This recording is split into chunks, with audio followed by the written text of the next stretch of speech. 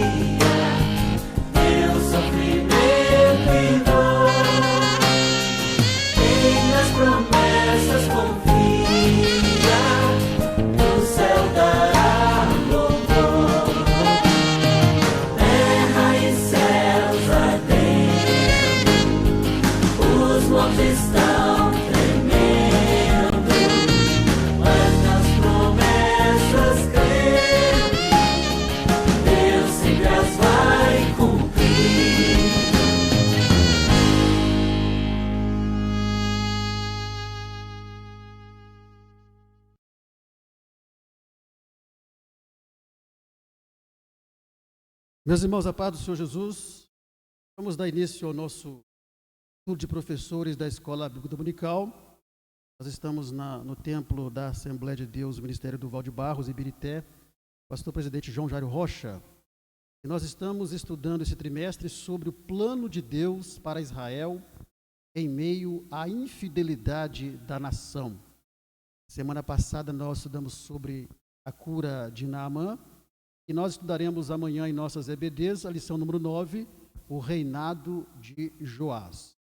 O texto áureo dessa lição diz assim: não te desamparem a benignidade e a fidelidade ata-os ao teu pescoço, escreve-as na tábua do teu coração, e achando graça e bom entendimento aos olhos de Deus e dos homens. Provérbios 3, verso 3. A verdade prática diz assim: para ter uma vida de constante comunhão com Deus, é necessário abandonar todo tipo de idolatria e confiar nele inteiramente.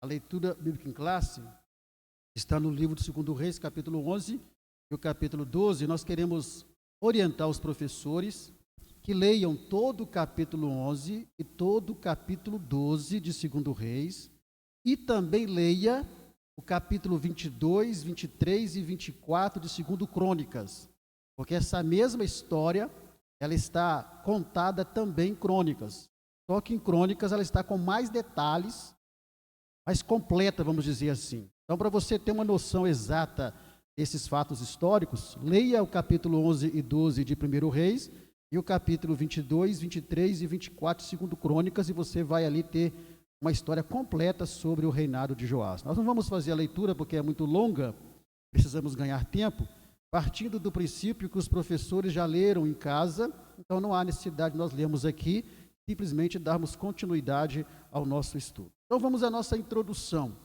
O que nós vamos aprender nessa lição número 9, o reinado de Joás? Primeira coisa, nós vamos ver quem era Joás.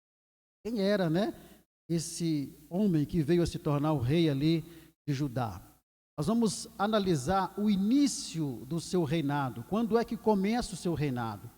Seu reinado começa depois de um período muito sombrio ali para o reino de Judá.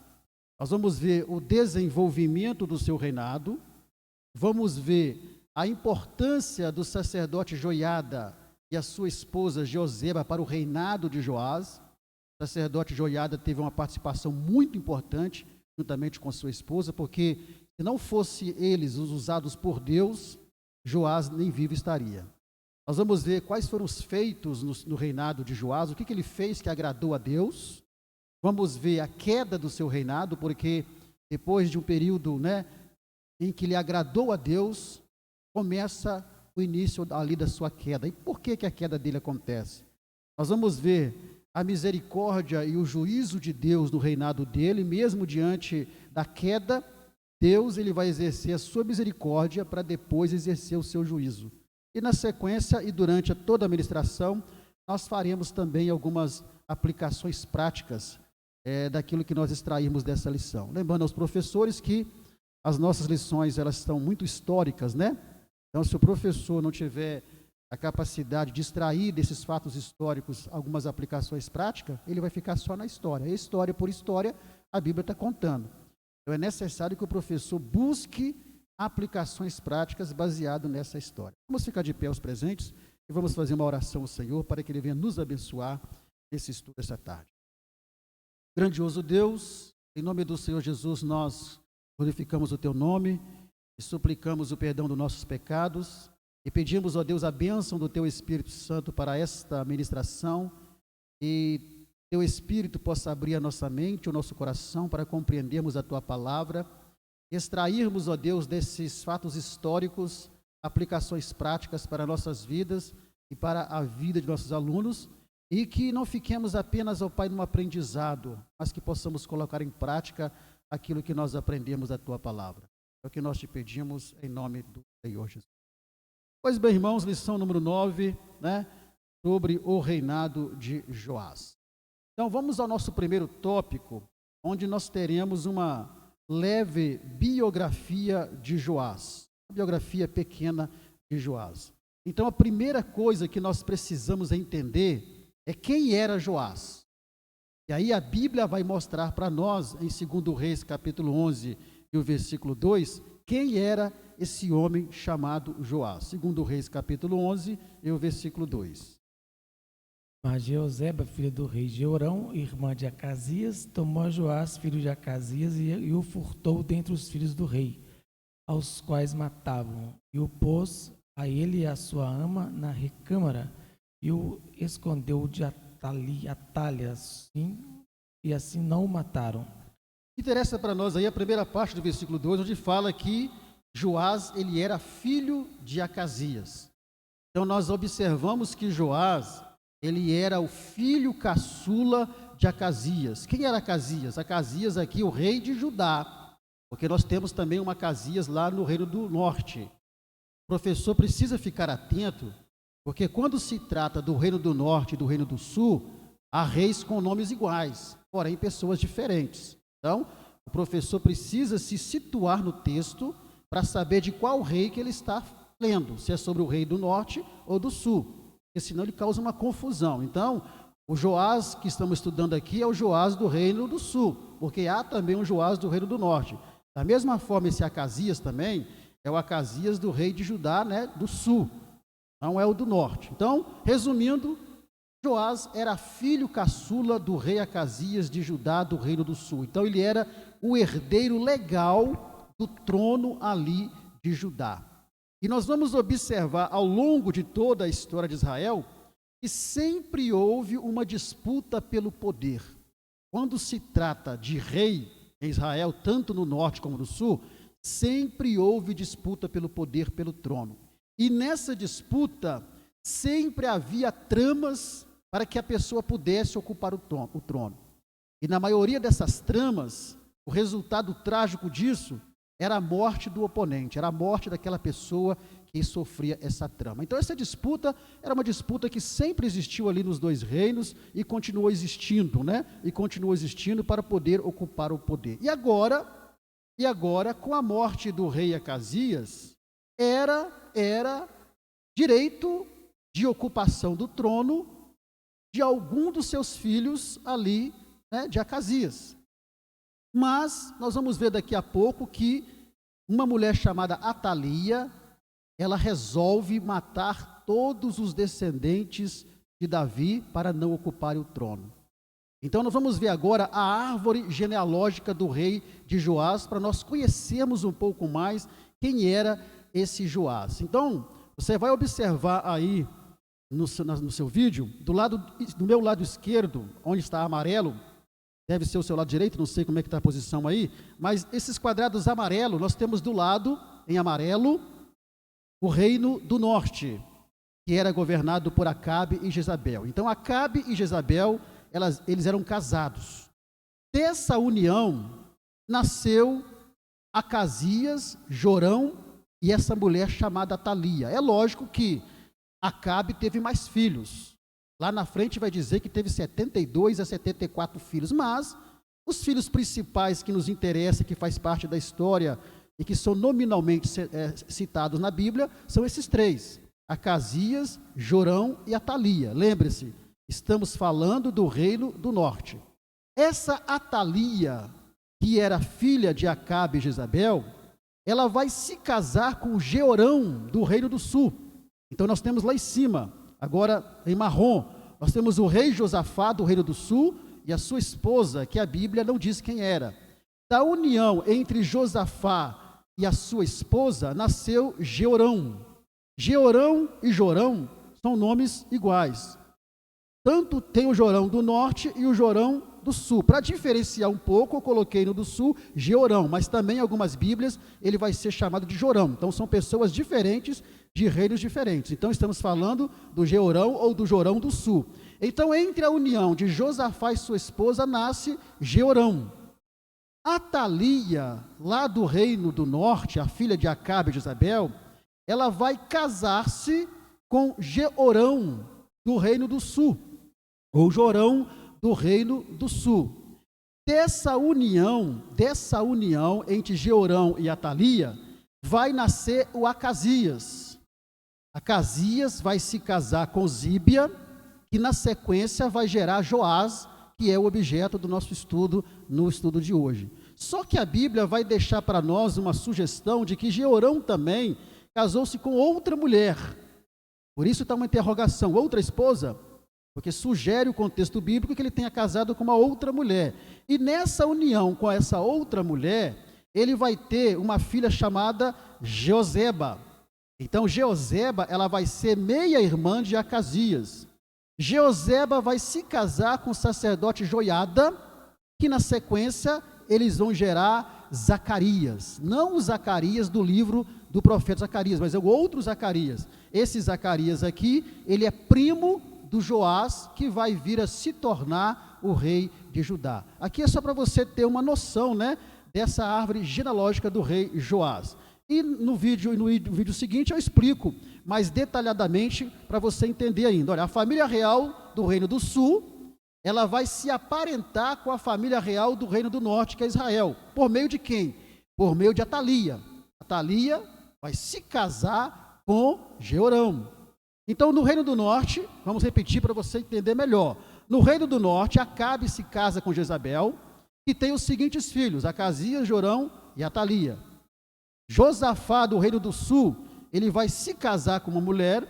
Dessa união ele vai ter os seguintes filhos, Azarias, Jeiel, Zacarias, Azarias, de novo, Micael, Cefatias e Jeorão. Agora é que vai acontecer o aparentamento do Reino do Norte com o Reino do Sul. Por quê? Porque Jeorão, do Reino do Sul, vai se casar com Atalia, filha de Acabe e de Jezabel, que é do Reino do Norte. Dessa união vai nascer entre Jeorão, né, e Atalia, vai nascer quem? Vai nascer Acasias, que é o rei que morreu no capítulo 1 aí, de 2 Reis, capítulo 11. E mais tarde, ele vai se casar com Zíbia, Acasias se casa com Zíbia, que vai gerar Joás. Então, Joás, no contexto histórico, ele veio a ser o neto de Atalia. Então, todos os filhos ali de Acasias veio a ser neto de Atalia, inclusive o próprio Joás, que é objeto do nosso estudo. Pois bem, uma vez que nós já entendemos essa árvore genealógica de Joás, o que vai acontecer? Acasias, rei do sul, não se esqueça, o Acasias do sul, ele vai ser morto pelo rei Jeú de Israel. Nós vamos nos lembrar em aulas passadas que Deus levantou o rei Jeú para exterminar com a descendência de Acabe e de Jezabel. Então, Acasias, ele é morto pelo rei Jeú de Israel. Atalia, que é a mãe de Acasias, a avó de Joás, ela vai ter uma atitude desesperadora, porque ela queria manter o poder em suas mãos. O que ela vai fazer então? Ela vai tentar eliminar da sucessão todos os descendentes de Davi, inclusive os seus próprios netos, no qual entre esses netos se incluía quem? Se incluía Joás. E Joás, nessa época, ele tinha apenas 1 ano de idade. Então, Atalia, querendo se manter no poder, na verdade, por trás desse desespero dela, quando seu filho Acasias morre, ela queria manter Judá sobre o domínio do Reino do Norte. Para isso, como ela era do Reino do Norte, o que ela faz? Ela manda matar todos os descendentes da linhagem real, da linhagem da tribo de Judá, todos eles, porque fazendo isso, ela iria ficar com o governo de Judá, e Judá poderia estar sujeito ao Reino do Norte, e de repente, fazer uma possível união novamente, mas essa não era a vontade de Deus. Só que essa tentativa de Atalia, de exterminar com todos os descendentes reais do reino de Judá, ela vai ser inútil. Por quê? Porque Deus havia prometido, a gente vê ao longo da Bíblia, que Deus havia prometido que o Messias nasceria dos descendentes de Davi. Davi era da tribo de Judá, e Jesus veio então da descendência de Davi, da tribo de Judá. Então vai falhar. Mas o que nós observamos é que por trás dessa tentativa, muito mais do que manter o poder nas mãos do Reino do Norte, porque aí, ela sendo do Norte, ela poderia manter sob o domínio o Reino do Sul ao do Norte, muito mais sério do que isso, por trás disso nós vemos que havia uma operação demoníaca. Por que havia uma operação demoníaca? Exatamente porque, sendo Jesus vindo da descendência de Davi, da tribo de Judá, quando Atalia, usada por Satanás, ela tenta eliminar todos os descendentes reais da tribo de Judá, o que na verdade estava se tentando fazer ali era eliminar um possível nascimento de Jesus, porque havia promessa que Jesus viria da tribo de Judá. Eliminando todos os descendentes reais da tribo de Judá, então Jesus não nasceria. Então nós vemos que vai ser inútil aquela tentativa de Atalia de fazer isso. Por quê? Porque nós vamos ver que Deus, ele vai intervir. Aí vamos ver a intervenção divina. No momento em que essa mulher, então, ela resolve exterminar com todos os descendentes reais da casa de Davi, da tribo de Judá, Deus vai intervir. Por quê? Porque Jesus nasceria da tribo de Judá, descendente real de Davi. Então não havia como todos serem mortos. Então Deus, ele vai intervir. E a intervenção que Deus vai fazer, Deus, ele vai usar o sacerdote Joiada e a sua esposa, que eram tios, que eram tios ali de Joás, vai usar esses dois para poder proteger o menino Joás, que tinha apenas 1 ano de idade. Olha só o que diz o 2 Reis, capítulo 11, repetindo o versículo 2 e o versículo 3. Mas Jeozeba, filho do rei Jeorão, irmã de Acasias, tomou Joás, filho de Acasias, e o furtou dentre os filhos do rei, aos quais matavam, e o pôs a ele e a sua ama na recâmara, e o escondeu de Atalia, e assim não o mataram. E Jeozeba o teve escondido na casa do Senhor 6 anos, e Atalia reinava sobre a terra. Olha só que, irmão Fernando, por favor, me passe a minha revista. Eu acho que eu esqueci ela aí com as minhas anotações. Mas algumas anotações que eu esqueci. Muito obrigado. Então vamos lá. Olha só. Então esse plano diabólico, esse plano arquitetado por Satanás para eliminar os descendentes de Davi, para na sequência o objetivo final era impedir que Jesus nasceria, então Deus vai intervir. E qual que é a intervenção que Deus vai fazer? Deus vai levantar o sacerdote Joiada, a sua esposa, que eram tios de Joás, e eles vão pegar Joás ainda bebê, e vão esconder Joás no templo. Então nós observamos que o trabalho de Joiada como sacerdote vai tornar possível que Joiada consiga esconder ali no templo por 6 anos o menino Joás. E nós observamos algo interessante. Joiada, ele teve uma grande coragem, porque se a Atalia descobrisse que ele estava escondendo Joás ali no templo, com certeza Atalia teria mandado matar o sacerdote Joiada, teria mandado matar sua esposa e matado ainda Joás. Mas naquela ocasião ali, nós podemos observar que o lugar ideal para esconder Joás era o templo. Por quê? Porque Atalia era idólatra. Sendo Atalia uma mulher idólatra que amava a idolatria, Atalia não iria se interessar em ficar frequentando o templo, ela não tinha interesse nisso. Então era o melhor lugar para se esconder ali Joás, era no templo. E por isso que Joiada leva ele para o templo, e ali no templo consegue escondê-lo ali, e dessa forma então a linhagem davídica, ela é preservada. A linhagem de Davi, da qual nasceria o Salvador, ela é preservada, porque um homem usado por Deus foi revestido de coragem e escondeu aquela criança juntamente com a sua esposa. E aí nós vamos observar que, sem saber que Joás estava vivo, para Atalia, ela tinha matado todos. Para ela, todos os descendentes da linhagem davídica haviam sido mortos.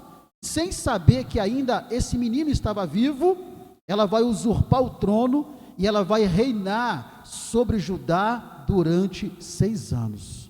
E nesses 6 anos que ela reina, é justamente o tempo em que Joás está lá escondido pelo sacerdote Joiada e sua esposa no templo. E ali nesse período, Joiada vai preparar Joás, vai ensinar a ele os caminhos do Senhor, vai ensinar as leis de Deus, vai prepará-lo para que no momento propício ele pudesse apresentar o rei, para poder o rei assumir o seu lugar como lhe era direito.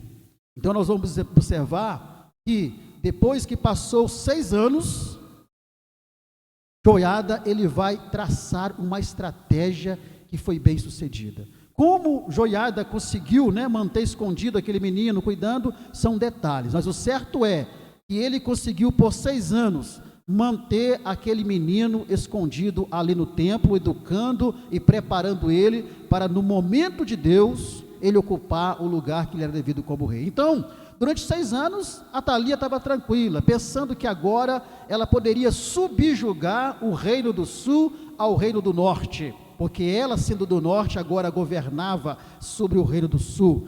Mas o que ela não sabia era que Deus já havia intervido em toda aquela situação. Então, depois de 6 anos, já com 7 anos de idade, quando Joás completa 7 anos, Joiada, direcionado por Deus, ele vai armar uma estratégia para empossar Joás como rei. E que estratégia foi essa? Segundo Reis, capítulo 11, versículo 4 e versículo 12. E no 7º ano, mandou Joiada chamar os centuriões com os capitães e com os da guarda, e os meteu consigo na casa do Senhor, e fez com eles um concerto, e os ajuramentou na casa do Senhor, e lhes mostrou o filho do rei. Então ele tirou o filho do rei, lhe pôs a coroa, e lhe deu o testemunho, e o fizeram rei, e ungiram e bateram as mãos, e disseram: viva o rei. Olha só, depois que passou 6 anos, já com 7 anos de idade, então, Joiada, ele foi direcionado por Deus, ele começa a armar uma estratégia, e ele então faz uma aliança, ele apresenta Joás aos capitães da guarda, ao chefe da guarda, faz uma aliança com esses homens, e no dia que eles planejaram, eles vão destituir Atalia do trono. Se você, professor, quiser saber com detalhes como é que foi esse processo, você vai ler 2 Reis, capítulo 23, mas você vai ver ali com detalhe como é que foi o processo dessa destituição, porque aqui não dá tempo de contar todos os fatos. Mas resumindo então, ele traz o menino e apresenta para os capitães da guarda. E ali nós imaginamos que foi um susto e uma surpresa para aqueles homens, porque para todos Joás estava morto. E eles planejam agora então destituir Atalia do trono, e eles vão proclamar Joás como rei. Ele vai coroar Joás, depois de todo um processo que você, professor, vai ler depois lá em 2 Crônicas, ele vai colocar coroa sobre a cabeça de Joás, e vai coroar Joás como rei, e todos vão dizer: viva o rei, viva o rei. Quando Atalia ouve aquele barulho de viva o rei, ela sai do palácio e vai em direção ao templo, e quando chega ali, ela encontra Joás sendo coroado como rei, e ela vai gritar: traição, traição, me traíram. Mas naquele momento ali, o sacerdote Joiada manda os soldados pegar Atalia, e Atalia é condenada à morte, e ele vai dizer para os soldados: não a matem aqui dentro do templo. Então eles retiram Atalia de dentro do templo, levam ela para um determinado lugar, e ali, perto dos estábulos dali, Atalia, ela é morta naquele exato momento ali. Então, vemos que Deus interviu para que os planos, não planos de Atalia, mas para que os planos de Satanás não fossem cumpridos. Porque toda a história de Israel, Satanás sempre tentou eliminar com Israel, exatamente porque ele sabia que da descendência de Davi viria o Salvador, mas Deus interviu naquele momento ali. Pois bem, então Joás ele vai assumir o reinado com 7 anos de idade. Como Joás era uma criança ainda com 7 anos, é lógico que Joiada ele se tornou um corregente junto com Joás, ele se tornou seu conselheiro, se tornou seu líder espiritual. E a primeira coisa que Joiada vai fazer ali, ele vai fazer uma aliança entre Deus e o novo rei, entre o povo e Deus e o rei, para que todos servissem ao Senhor, porque Atalia tinha implantado a idolatria no meio do reino do sul, E agora a primeira coisa que Joiada vai fazer é convocar o rei, juntamente com o povo, a fazerem uma aliança com Deus. E eles vão demonstrar essa aliança com atitudes, com ações. Segundo Reis 11, 17 ao 21. E Joiada fez um concerto entre o Senhor e o rei e o povo, que seria o povo do Senhor, como também entre o rei e o povo.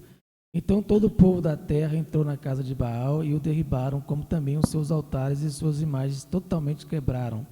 E a Matã, sacerdote de Baal, mataram perante os altares. Então o sacerdote pôs oficiais sobre a casa do Senhor. E tomou os centuriões, os capitães e os da guarda e todo o povo da terra, e conduziram da casa do Senhor o rei, e vieram pelo caminho da porta dos guardas à casa do rei. E ele se assentou no trono dos reis. E todo o povo da terra se alegrou, e a cidade repousou, depois que mataram Atalia à espada junto à casa do rei. Era Joás da idade de 7 anos quando o fizeram rei. Então, após a morte de Atalia, quando Joiada, o sacerdote Joiada, ele coroa Joás como rei, a primeira coisa que ele faz é convocar o rei, convocar o povo para fazerem uma aliança com Deus, para servirem a Deus. E o povo aceita essa aliança e demonstram isso em ações. Eles vão para a casa de Baal, derribam ali os altares, as imagens, enfim, eles tiram a idolatria do meio do templo, tiram os ídolos que estavam dentro do templo, enfim, eles vão tirar a idolatria que Atalia havia implantado no reino do sul, no meio deles. Então, qual que é as aplicações práticas que nós tiramos dessa primeira parte da história? Então, a primeira parte da história nós paramos quando Atalia é morta e quando Joás ele é coroado rei. Do início até aqui, quais são as aplicações práticas que nós podemos tirar? Primeira coisa, a disputa ilegal pelo poder sempre existiu e sempre existirá. Seja essa disputa no meio político, social e religioso. Vamos isolar o social e político porque isso é comum. Mas a disputa pelo poder também no meio religioso, nas igrejas também, é algo que sempre existiu e sempre vai existir. Mas com um detalhe, aquele que chega ao poder, e aqui estamos falando do âmbito religioso, do âmbito das igrejas, aquele que chega ao poder de modo ilegal, ele pode até chegar, mas não terá a aprovação de Deus. Então essa disputa ilegal pelo poder, para a liderança de igrejas, para a liderança de ministérios, quando um tenta prejudicar o outro, quando um tenta difamar o outro, para poder chegar ao poder, lembre, estamos falando do ambiente religioso, esqueça o político, porque isso é normal lá, mas e se falando do âmbito religioso, quando alguém, ele quer chegar ao poder de forma ilegal, simplesmente inventando mentiras, simplesmente perseguindo, simplesmente difamando alguém para poder chegar ao poder, ele pode até chegar ao poder, mas pode saber que em algum momento Deus ele vai intervir. E aí a segunda coisa que nós aprendemos é que Deus sempre vai intervir em qualquer situação, caso ele ache necessário para cumprir os seus propósitos. Então Deus, ele sempre vai intervir em qualquer situação. Se ele achar necessário intervir, ele vai intervir. Foi o que aconteceu ali no reinado daquela mulher. Deus interviu para que os seus propósitos fossem cumpridos. E isso pode acontecer também no meio religioso. Se Deus quiser intervir naquele que chegou ao poder de modo ilegal, numa disputa ilegal, pode ter certeza que Deus vai intervir. Terceira coisa que nós aprendemos: há momentos em que o perigo nos cerca, sem que nem ao menos percebamos ou esperamos. Meus irmãos, olhem só, Atalia era a avó desses rapazes, Atalia era a avó de Joás, e ela não estava nem um pouquinho preocupada se essas pessoas eram seus netos ou não. Ela matou todos. E não matou aquele bebê de 1 ano de idade, que era Joás, porque Deus interviu e ele foi escondido. Então, muitas das vezes, o perigo está tão perto de nós, em pessoas que nós admiramos, que nós gostamos e que nós não sabemos. Mas são nessas horas, até mesmo pelo fato de não percebermos, de não esperarmos, são nessas horas que Deus pode intervir para nos conceder o escape e a proteção. Foi o que aconteceu ali com Joás. Onde queria passar na cabeça de alguém que aquela avó iria fazer isso com seus netos? Onde passaria pela cabeça de Joiada, de Jeoseba, que aquela mulher iria fazer isso com próprios netos? Mas fez. Mas Deus deu o livramento, Deus deu o escape e deu a proteção ali, naquele momento. Outra coisa que nós aprendemos é que diante de qualquer ameaça ou situação, as nossas estratégias para vencermos precisam estar alinhadas com Deus. Toda a estratégia que Joiada traçou para poder, no momento propício, apresentar o menino Joás para ser coroado como rei, foram estratégias que estavam alinhadas com a vontade de Deus, porque era a vontade de Deus que Joás assumisse aquele reinado. Então nós aprendemos isso.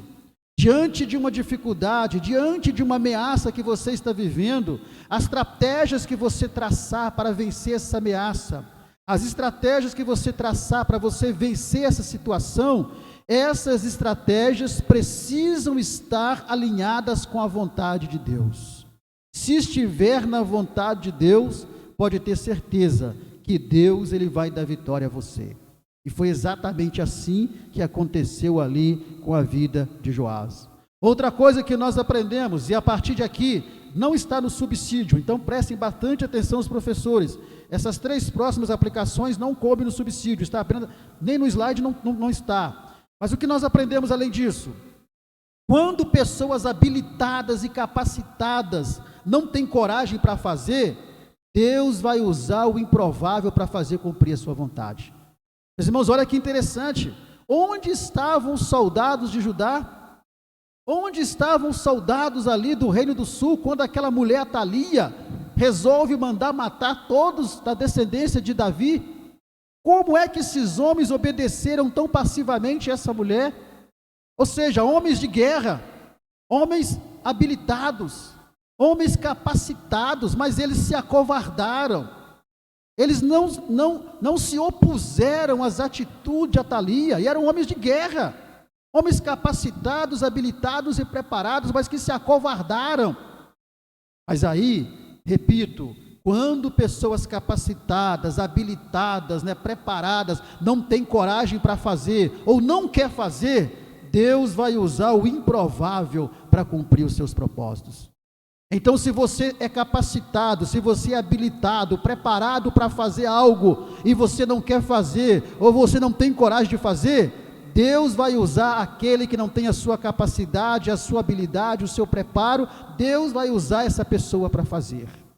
Joiada era apenas um sacerdote, Joiada não era homem de guerra, não era soldado habilitado, mas no entanto, ele teve a coragem de esconder aquela criança, sendo que muitos outros soldados não tiveram a mesma coragem que ele teve. Então não se deixe enganar. Se você não quer fazer, não tem coragem, você é preparado, habilitado, você é capacitado, mas não quer, não tem coragem, Deus vai levantar alguém e fazer no seu lugar. Outra coisa que nós aprendemos, sozinho nós não conseguimos fazer nada. Joiada, além de traçar uma estratégia bem sucedida, Joiada, ele foi sábio. Sabe por quê? Porque ele sabia que sozinho ele não ia conseguir fazer aquilo. Sozinho ele jamais conseguiria apresentar o menino que estava vivo e coroá-lo como rei. Então ele vai fazer alianças com as pessoas certas. Ele vai buscar dentre os capitães aqueles principais que eram pessoas de confiança, e ele busca ajuda nesses homens, e quando ele percebe que esses homens são de confiança, então ele apresenta o menino Joás para eles, e com a ajuda de todos, ele conseguiu com que Joás ocupasse o trono que lhe era devido e por direito. O que nós aprendemos aqui? Nós nunca conseguimos fazer nada sozinho, sempre vamos precisar de alguém para nos ajudar. Todo aquele que quer fazer sozinho, pode ter certeza que ele não vai conseguir fazer. O próprio Jesus sabia disso, e quando mandou os seus discípulos irem pregar o evangelho pelo mundo afora, não mandou sozinho, mandou de 2 em 2. Por quê? Porque sozinho ninguém faz nada. Outra coisa que nós aprendemos ainda é que há momentos que é preciso agir e não apenas orar. Olha só, Joiada escondeu Joás por 6 anos, mas chegou agora o momento dele agir. Chegou agora o momento dele fazer alguma coisa. Não era momento mais de continuar escondido, era momento agora de apresentar o menino para ser coroado rei.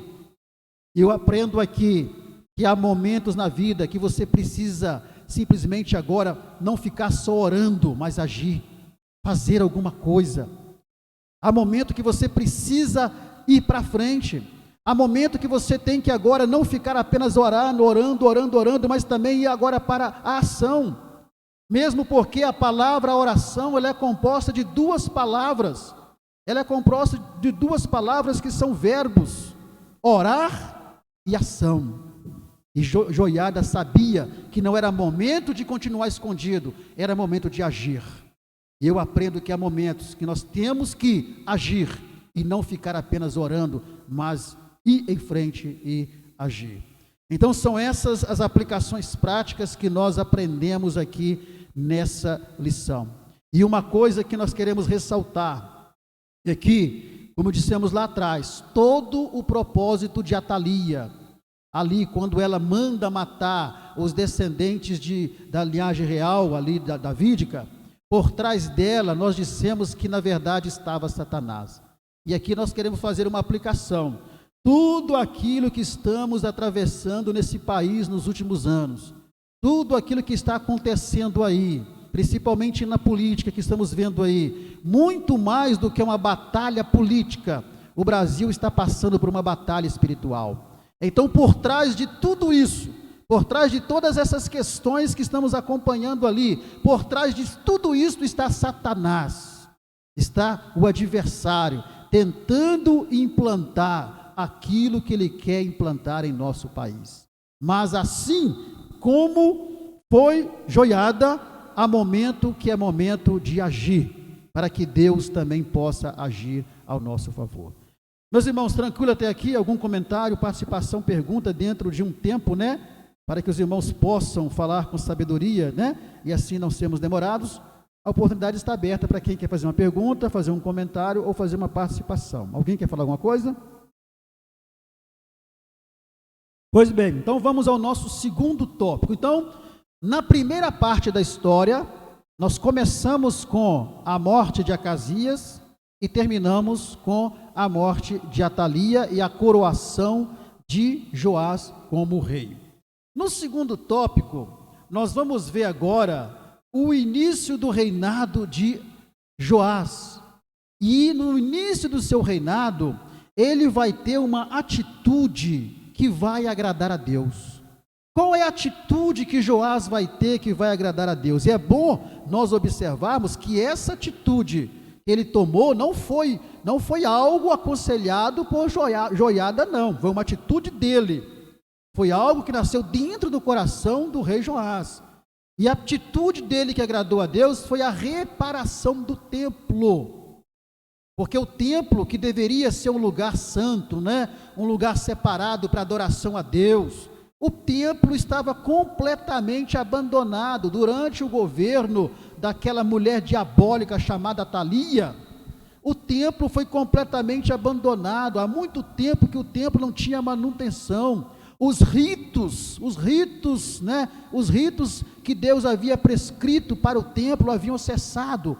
Porque durante o governo dessa mulher, nada disso tinha mais, a idolatria tinha sido implantado e o templo estava completamente abandonado. Segundo Crônicas 24, versículo 7, vai nos mostrar isso. Porque sendo Atalia ímpia, seus filhos arruinaram a casa de Deus e até todas as coisas sagradas da casa do Senhor empregaram em Balaíns. Então ela foi simplesmente, pegou os objetos sagrados do templo e levou para a adoração a Balaim e abandonou completamente o templo.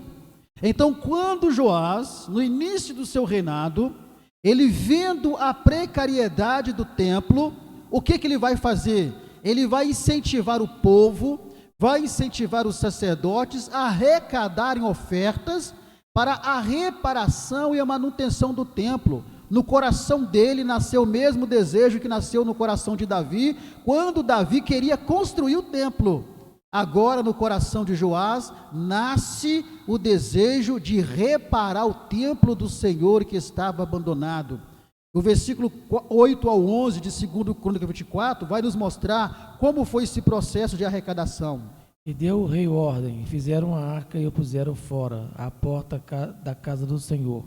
E publicou-se em Judá e em Jerusalém que trouxessem ao Senhor a oferta que Moisés, o servo de Deus, havia imposto a Israel no deserto. Então todos os príncipes e todo o povo se alegraram e trouxeram a oferta e lançaram na arca até que acabaram a obra. E sucedeu que, ao tempo que traziam a arca pelas mãos dos levitas, segundo o mandato do rei, vendo que já havia muito dinheiro, vinham o escrivão do rei e o comissário do sumo sacerdote e esvaziavam a arca, e tomavam e a tornavam ao seu lugar. Assim faziam dia após dia e ajuntaram dinheiro em abundância. E olha que interessante, meus irmãos, quando Joás, ele propõe no seu coração a reparar o templo, isso não foi feito de imediato. Isso foi feito 16 anos depois. Irmãos, quer uma prova disso? Vamos ler em 2 Reis. Alguém que tem a Bíblia, por favor, porque não está aqui nos versículos que eu separei. Em 2 Reis, no capítulo 12, versículos 6 e 8, o irmão vai ler lá, 6 ao 7, nós vamos ver que quando Joás pede, sugere, propõe a reforma do templo, eles não fazem logo, os sacerdotes não tomam atitude. Os sacerdotes, eles não fazem isso logo, demora 16 anos. Depois de 16 anos é que Joás vai cobrar deles uma posição. Então é 2 Reis, capítulo 12, versículo 6 ao versículo 8. Sucedeu, porém, que no ano 23º do rei Joás, os sacerdotes ainda não tinham reparado os estragos da casa. Então o rei Joás chamou o sacerdote Joada e os mais sacerdotes e lhe disse: por que não reparais os estragos da casa? Agora, pois, não recebais mais dinheiro de vossos conhecidos, mas entregai-o para a reparação dos estragos da casa. Olha só, tá vendo? No ano 23, ora, se ele começou a reinar com 7, no ano 23, foram quantos anos depois? 16 anos. Então, 16 anos depois que ele havia proposto que o templo fosse reparado, que havia sugerido para os sacerdotes a arrecadação, ainda não tinha nem começado a reforma do templo. Foi quando Joás, então, indignado, ele convoca o sacerdote e pergunta: o que está acontecendo, que não começou ainda a reforma do templo? É quando, então, ele dá a ordem para que fosse colocado a arca ali na frente do templo, para que as ofertas fossem logo arrecadadas e fosse tudo investido imediatamente para a reforma ali do templo. Então, nós vamos observar que graças a esse programa de arrecadação de fundos que o rei Joás ordenou, o templo agora ele vai ser restaurado. Segundo Crônica 24 e o versículo 13 vai nos falar isso. E os que dirigiam a obra faziam que a reparação da obra fosse crescendo pelas suas mãos, e restauraram a casa de Deus ao seu estado e a fortaleceram. Então agora o templo foi restaurado. Então naquela restauração do templo, toda a sujeira que se acumulou lá dentro do templo, os ídolos pagãos e objetos relacionados ao paganismo que estavam lá dentro foram tirados. E após toda a reforma do templo, eles vão aproveitar o dinheiro que sobrou, porque foi arrecadado muito dinheiro, eles vão usar o dinheiro que sobrou para comprar novos utensílios, mandar fazer novos utensílios e objetos sagrados para poder colocar no templo, em substituição àqueles que haviam sido tirados pela Atalia, levado para Balaíns, porque não iriam voltar com aqueles ali mais. O versículo 14 vai nos mostrar isso. E depois de acabarem, trouxeram o resto do dinheiro diante do rei e de Joiada, e dele fizeram utensílios para a casa do Senhor, e objetos para ministrar e oferecer, e perfumadores e vasos de ouro e de prata. e continuamente sacrificaram holocaustos na casa do Senhor todos os dias de Joiada. Então, depois da reforma, com o dinheiro que sobrou, eles mandaram fazer mais objetos sagrados, mais utensílios, para que fossem colocados ali dentro do templo. Mas uma coisa interessante, nos dá o entendimento da Bíblia que a arrecadação ali não foi um valor pequeno. Podemos dizer que foi na casa dos milhões. E nós vamos observar que essa atitude de Joás, de reparar o templo, agradou tanto a Deus, que Deus vai colocar homens fiéis, leais e honestos, para serem os responsáveis pelo recebimento e pela administração dos recursos arrecadados, que não eram poucos. Então isso agradou tanto a Deus, que os homens que vão tomar conta de toda aquela arrecadação, diz a Bíblia que eram homens leais, homens honestos, tão leais e honestos, fiéis que eram, que eles não prestavam conta, ninguém cobrava deles nada, nenhuma prestação de conta, porque confiavam neles.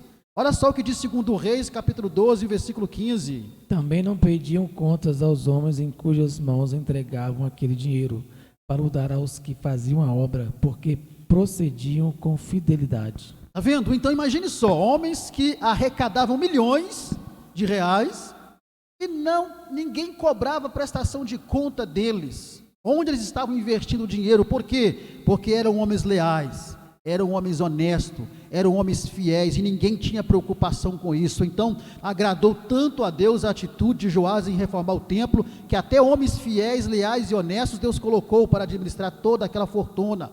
Então essas características desses homens diz para nós como era o caráter desses homens, que também, além de serem fiéis, além de serem leais e além de serem honestos, eram homens dedicados ao que eles estavam fazendo. Eram homens que se dedicavam ao seu trabalho, e diz a Bíblia que todos faziam o trabalho com alegria. Sugere para nós que os 6 anos que Atalia governou foram 6 anos de opressão, mas agora todos estavam felizes e alegres diante do governo do rei Joás. Então, termina-se ali a reforma do templo, e aquilo ali foi uma atitude que agradou a Deus, que nasceu do coração ali de Joás. O que nós podemos ter como aplicação prática agora, até esse ponto da história em que o templo é restaurado? Primeira coisa que nós aprendemos: assim como Joás tomou a atitude de reparar o templo do Senhor, visto que nós hoje, na nova aliança, somos o templo de Deus, nós precisamos então fazer uma sondagem em nosso coração e ver se não precisamos fazer o mesmo em nossas vidas. O que Joás fez? Ele reparou o templo do Senhor, restaurou o templo do Senhor. A Bíblia diz que na nova aliança, nós somos o templo do Espírito Santo. Nós somos o templo de Deus, morada de Deus. E assim como Joás reparou o templo, nós precisamos analisar a nossa vida como templo e observarmos se nós não precisamos de repente reparar alguma coisa em nossas vidas. Se nós não precisamos de repente restaurar alguma coisa em nossa vida. Nós somos o templo. Será que não há nada em mim como templo de Deus que necessite de uma restauração, de uma reparação, de uma reconstrução? Então precisamos pensar nisso, como templo de Deus na nova aliança. O que eu preciso restaurar na minha vida? O que eu preciso reparar na minha vida? Segunda coisa que nós aprendemos: numa época como hoje, o exemplo desses funcionários de Joás, desses homens que trabalharam, que administravam toda aquela arrecadação, deve ser o exemplo seguido por nós. Para quê? Para nós desfrutarmos das bênçãos de Deus. A fidelidade daqueles homens em administrar toda aquela fortuna é uma fidelidade, uma lealdade, uma honestidade que precisa ser seguida. E nós observamos que por muito menos, muitos daqueles que administram recursos que não é seu, tomam posse indevidamente desses recursos, ou extraviam esses recursos. Não estamos falando aqui de política e de sociedade, porque isso é normal. Temos que nos preocupar no nosso meio, no meio do povo de Deus. No meio do povo de Deus, o homem que é levantado por Deus para administrar, ele não pode desviar aquilo que não é seu. E a atitude desses homens passa para nós um exemplo de que é possível sim, você administrar quantias milionárias e não ser injusto, não ser desonesto e não ser uma pessoa que vai agir, né, de modo que venha a desviar algum tipo de recurso. Que nós sigamos o exemplo desses homens. Terceira coisa que nós aprendemos: a fidelidade é um sinônimo de lealdade e característica de quem tem bom caráter. Algumas pessoas, quando querem dizer que uma pessoa não vale nada, dizem assim: fulano não tem caráter. Não existe pessoa sem caráter. Todos os seres humanos temos caráter. O que existe é pessoas com bom caráter e pessoas mau caráter. Então não existe essa que fulano não tem caráter. Ele pode ser um mau caráter, mas caráter ele tem. Então nós aprendemos aqui que a fidelidade, ela é um sinônimo de alguém que tem um bom caráter. E quando a pessoa tem um bom caráter, ela é levada a agir com honestidade em qualquer situação e atitude que ela for fazer, ela vai ser levada a agir com honestidade, se ela tiver um bom caráter que vem da fidelidade e da lealdade. Então, se ela recebe um troco a mais, ela vai devolver esse troco. Se ela perceber na hora, ela vai devolver. Se ela tiver a oportunidade de passar a perna em alguém, em algum negócio, ela não vai passar a perna nessa pessoa. Por quê? Porque ela é uma pessoa fiel, ela é uma pessoa leal, ela é uma pessoa honesta, ela é uma pessoa boa caráter. Ela não vai levar vantagem em cima do outro, prejudicando o outro.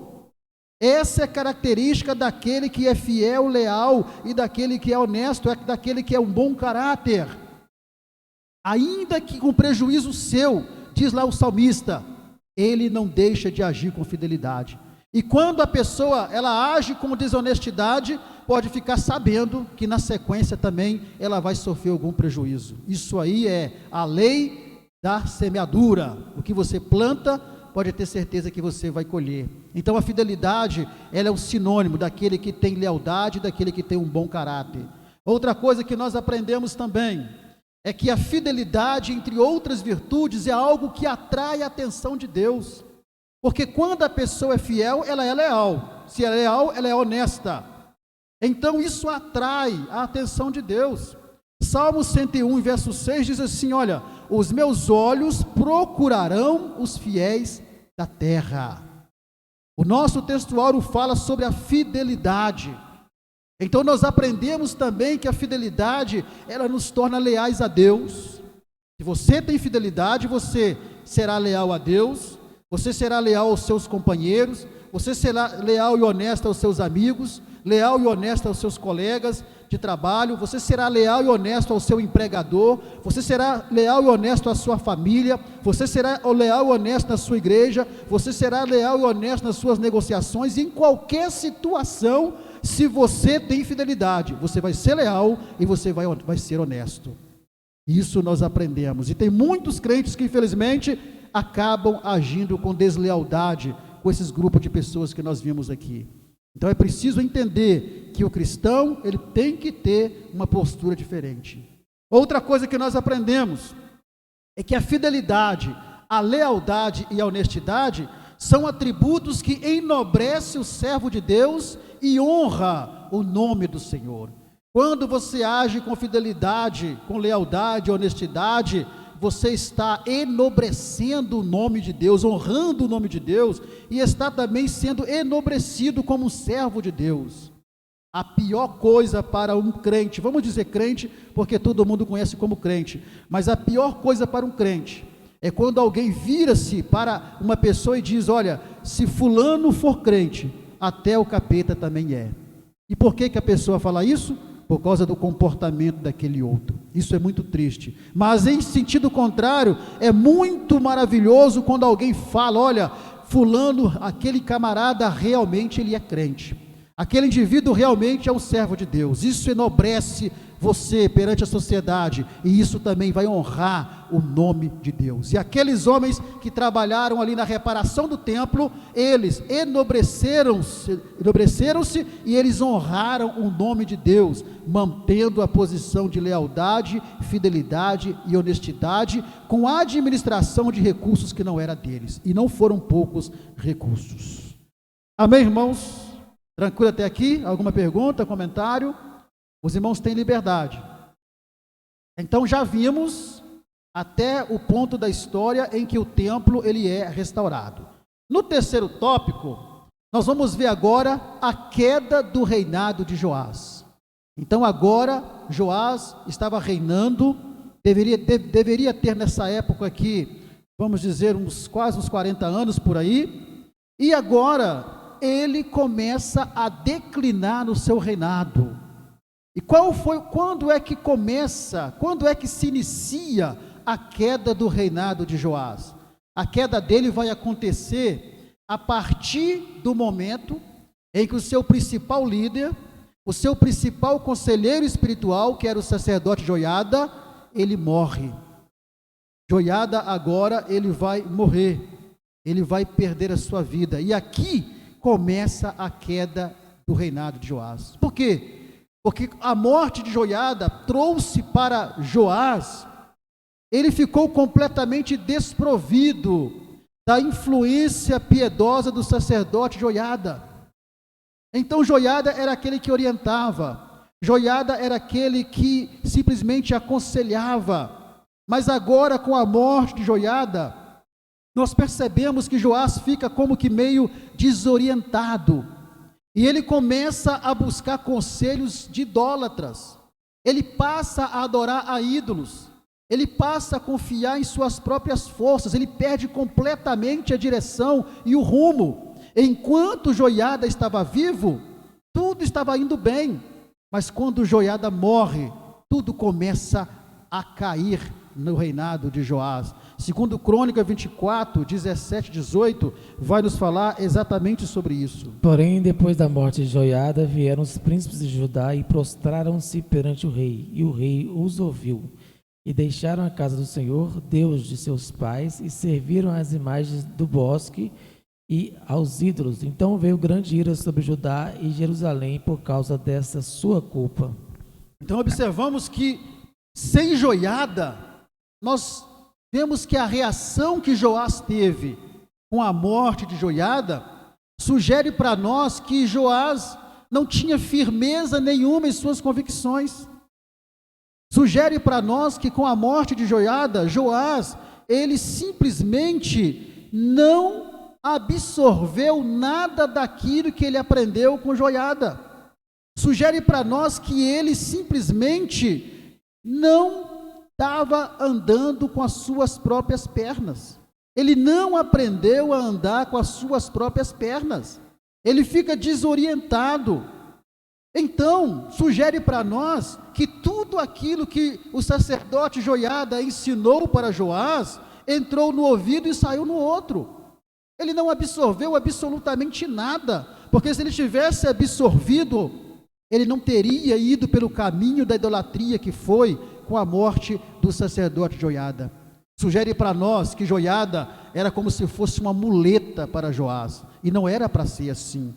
Então Joás, ele começou a se levar facilmente pelos conselhos errôneos, coisa que ele não fazia quando Joiada estava vivo. Joás não conseguiu se manter fiel a Deus, e o que é pior ainda, o povo acompanhou ele em seu abandono a Deus. O povo também começou e também vão retornar para a idolatria, assim como Joás começou a retornar para a idolatria. Nós aprendemos aqui algo muito triste, que existe muitos crentes que são assim, que eles são firmes, porque eles têm, alguém como mentor, mas quando aquela pessoa morre, ou se aquela pessoa que foi o mentor dele, aquela pessoa que foi o pai na fé dele, digamos assim, se essa pessoa desvia, o outro acaba desviando também, mostrando o quê? Mostrando que a pessoa nunca teve uma firmeza espiritual com o Senhor, e Joás demonstrou isso com a sua atitude depois da morte de Joiada. Ele não guardou nada de que Joiada havia ensinado para ele. E o salmista nos ensina dizendo o seguinte: olha, escondi a tua palavra em meu coração para eu não pecar contra ti. Sugere para nós então que Joás não escondeu nenhum ensinamento que Joiada passou para ele durante aqueles 6 anos e durante o seu reinado, que Joiada continuou ao lado dele ali. Então, o que aconteceu? vamos ver que então Joás, ele se declina, começa a entrar pelo caminho da idolatria. Mas aí nós vamos ver a misericórdia de Deus, porque Deus é amor, Deus é misericórdia, mas Deus é juízo. E Deus nunca vai exercer o seu juízo sem antes dar uma oportunidade de arrependimento. Aqui está a misericórdia de Deus. Deus nunca vai exercer o seu juízo sobre o homem sem antes dar uma oportunidade de arrependimento. E foi exatamente isso que Deus fez. Quando Joás cai no seu reinado, se envolve novamente com a idolatria, ouvindo conselhos errôneos, Deus vai enviar profetas até Joás. Inclusive vai enviar também Zacarias. Não é o mesmo Zacarias do livro do profeta Zacarias. Esse Zacarias aqui é o filho de Joiada. Vai enviar inclusive Zacarias. E esses profetas, mais Zacarias, eles são enviados para conclamar Joás e o povo ao arrependimento. Segundo Crônica 24 e 19, vai nos mostrar isso. Porém enviou profetas entre eles para os fazer tornar ao Senhor, os quais protestaram contra eles, mas eles não deram ouvidos. Está vendo? Deus manda a misericórdia de Deus e entra em ação, porque, repito, Deus não exerce juízo sem antes exercer a sua misericórdia. Isso fala de dar uma oportunidade de arrependimento. Então Deus envia o profeta até Joás, até o povo, para conclamar o povo para arrepender-se, mas diz a palavra que o povo nem quis ouvir esses profetas. Então, antes de distribuir o seu julgamento e castigo, Deus está dando uma oportunidade para Joás e para o povo se arrepender. A mesma coisa Deus faz hoje. Antes de executar o juízo, Ele dá uma oportunidade para o homem se arrepender. Mas mesmo com o envio dos profetas, mesmo com o envio de Zacarias, que era filho de Joiada, eles não deram ouvidos a nenhum dos profetas. E o que é pior ainda, por ordem do próprio rei Joás, eles vão apedrejar Zacarias, conforme a imagem sugere, eles vão apedrejar Zacarias. Joás, quando ordena esse apedrejamento contra Zacarias, ele estava mandando apedrejar e matar o seu próprio primo, porque Zacarias era primo dele. E Joás nem mesmo vai se lembrar de tudo aquilo que Joiada, o pai de Zacarias, havia feito por ele. Todos os ensinamentos que passou, os conselhos. Se não fosse Joiada ter sido usado por Deus, Joás nem rei teria sido morto. Ou seja, usado por Deus, Joiada salvou a vida de Joás, colocou ele como rei, que era legítimo para ele. Nada disso Joás lembrou, numa total atitude de ingratidão contra o sacerdote Joiada, matando ali Zacarias. Segundo Crônicas 24, versículo 20 ao 22. E o Espírito de Deus revestiu a Zacarias, filho do sacerdote Joiada, o qual se pôs em pé acima do povo e lhes disse: assim diz Deus, por que transgredis os mandamentos do Senhor? Portanto não prosperareis, porque deixastes o Senhor, também ele vos deixará. E eles conspiraram contra ele e o apedrejaram com pedras, por mandato do rei, no pátio da casa do Senhor.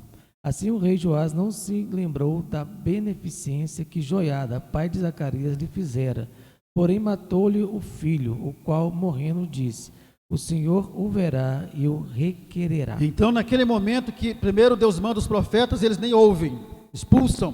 Deus manda Zacarias e, por ordem do rei Joás, eles apedrejam Zacarias, e Zacarias, antes de morrer, vai dizer: olha, Deus está vendo isso, Joás, e Deus vai requerer o que você está fazendo hoje. Ou seja, um indicativo ali de que Joás não tinha absorvido em seu coração nada que ele havia aprendido com Joiada. E ali, antes de morrer, Zacarias profere essa profecia: Deus está vendo e Deus vai requerer de você o que você está fazendo comigo hoje. Jogou a oportunidade que Deus estava dando para ele e para o povo se arrependerem fora. Já que eles não valorizaram a misericórdia de Deus, qual foi as consequências então para o reinado de Joás?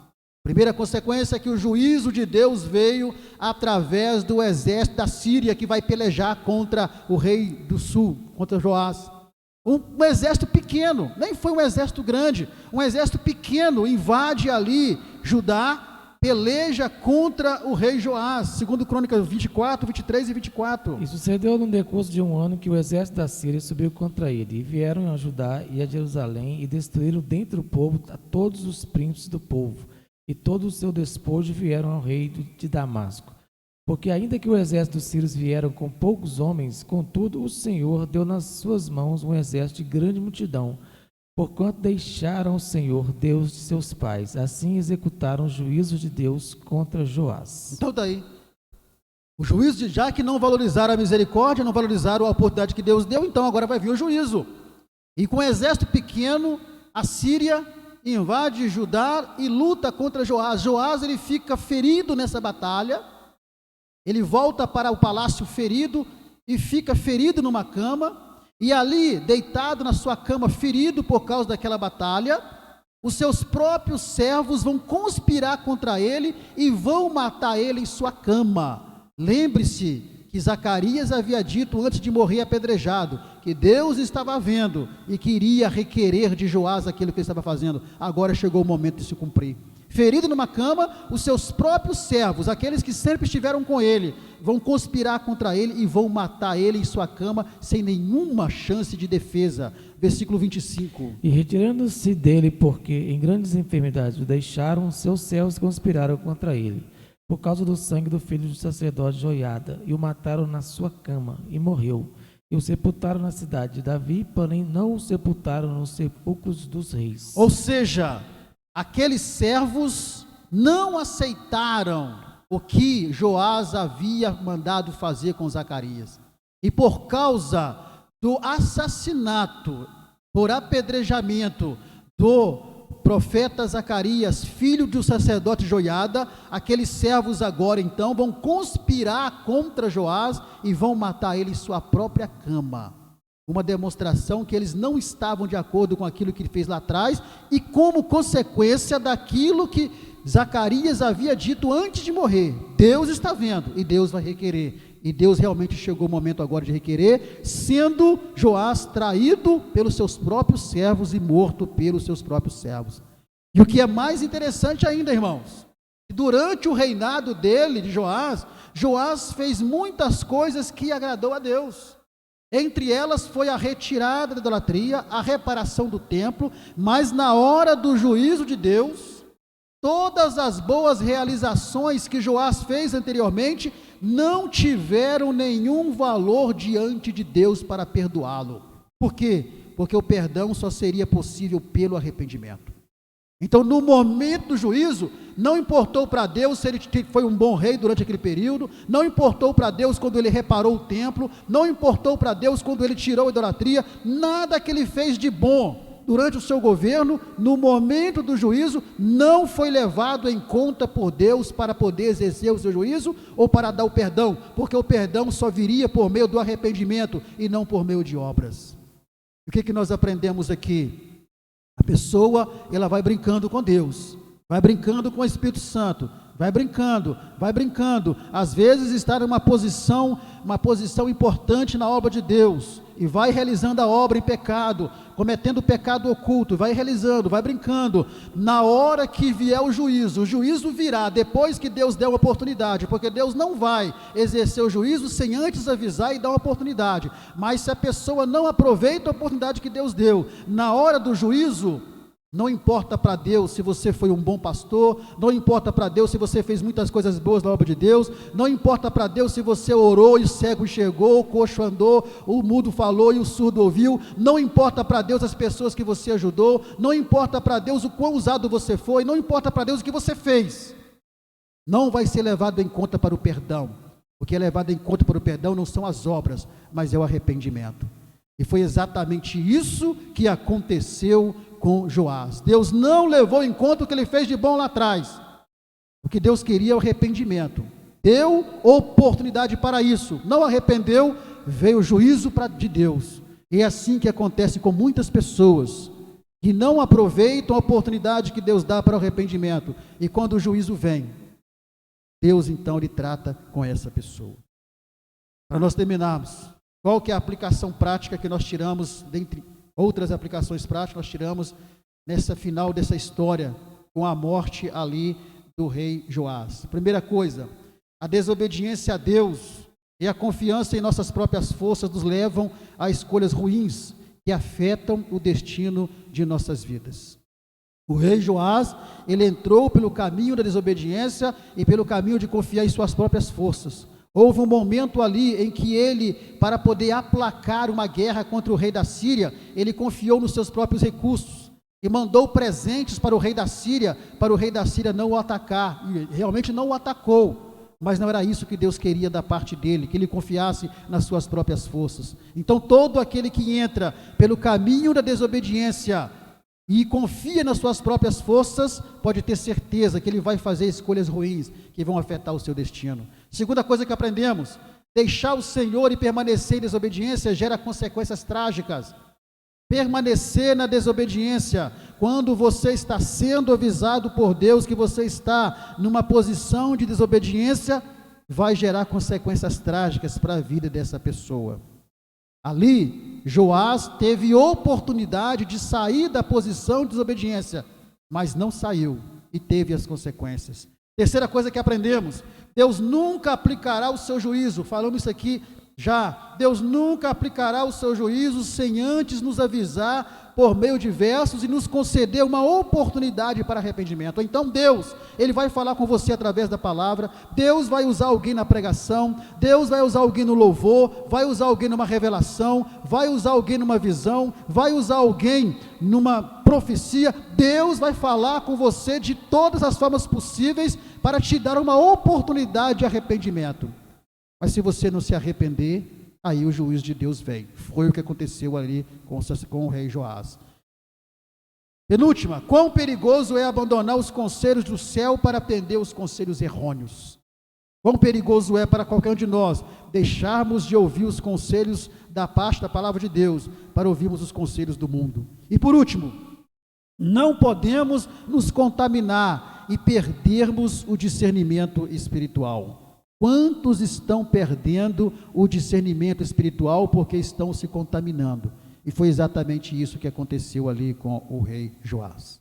A nossa conclusão de hoje é uma aplicação até muito interessante, porque nós observamos que o sacerdote Joiada, ele tinha uma importância muito grande para Joás. Então, da mesma forma que o sacerdote Joiada era importantíssimo para Joás, nós precisamos entender que o Espírito Santo, ele precisa ser importante para nós.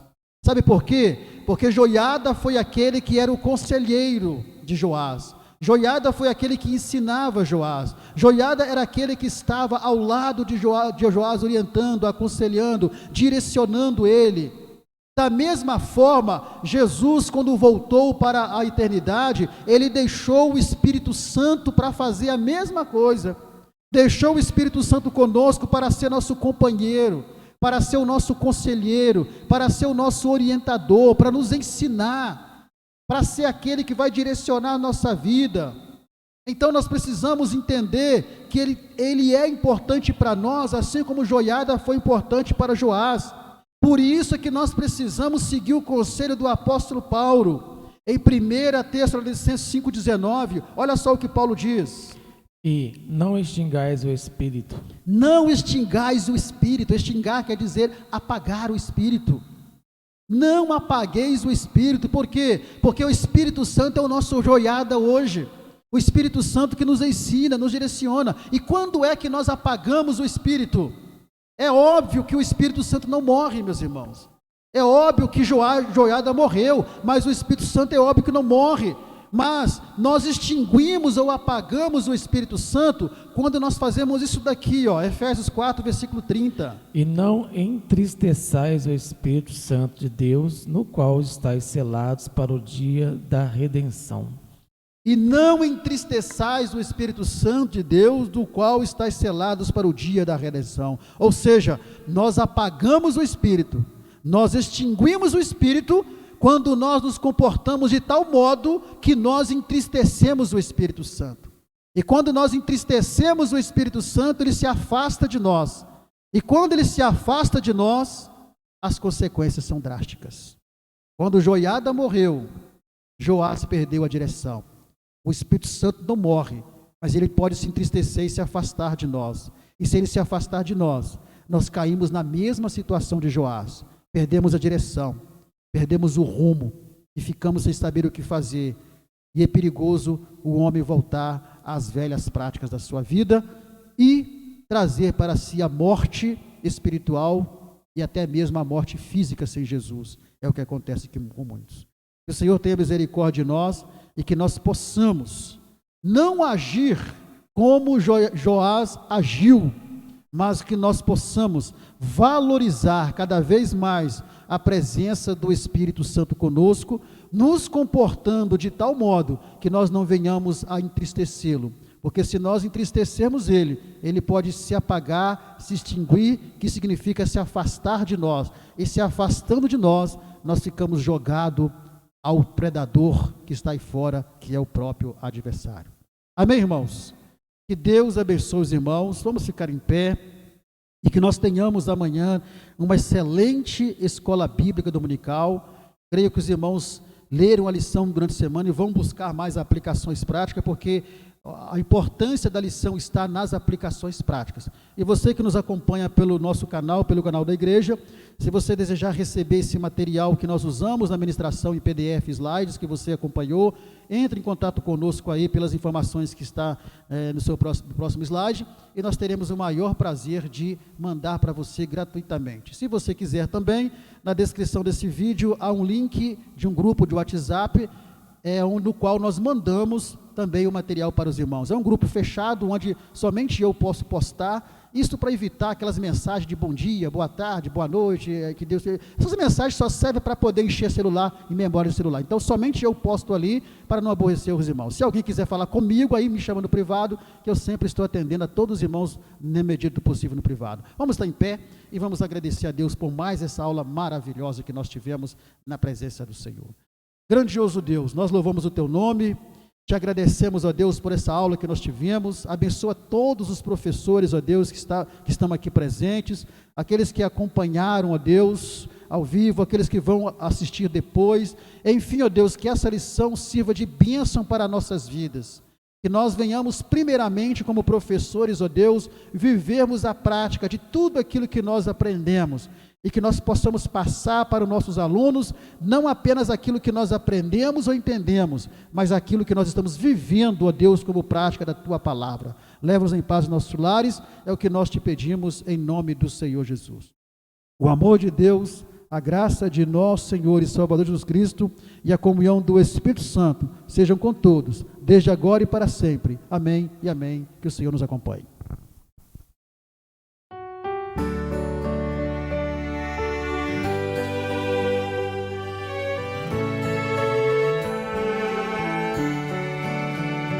Eu confio firmemente que no céu vou descansar, com Jesus alegremente, aleluia.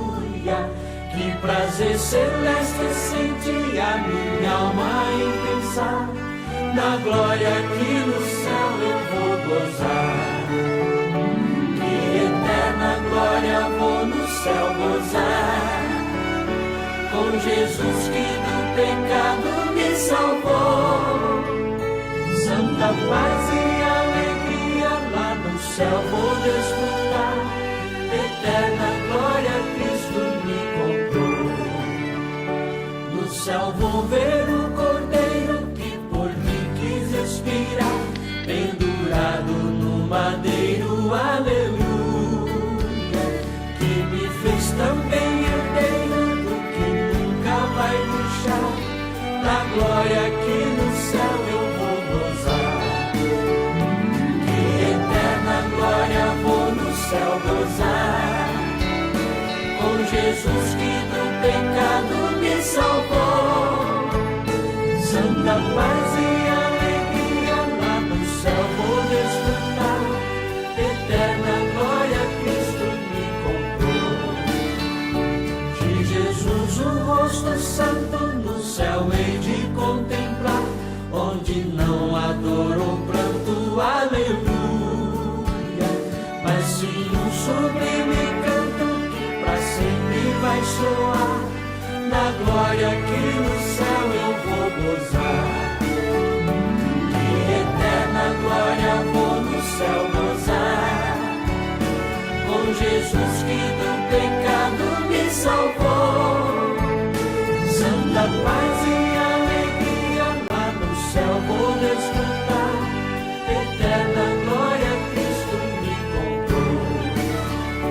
Quando for ao céu chegado e a glória alcançar, por ter Cristo ao meu lado, aleluia. No seu trono assentado lá Jesus vou adorar. Eterna glória vou no céu gozar. Que eterna glória vou no céu gozar. Com Jesus que do pecado me salvou. Santa paz e alegria lá no céu vou desfrutar.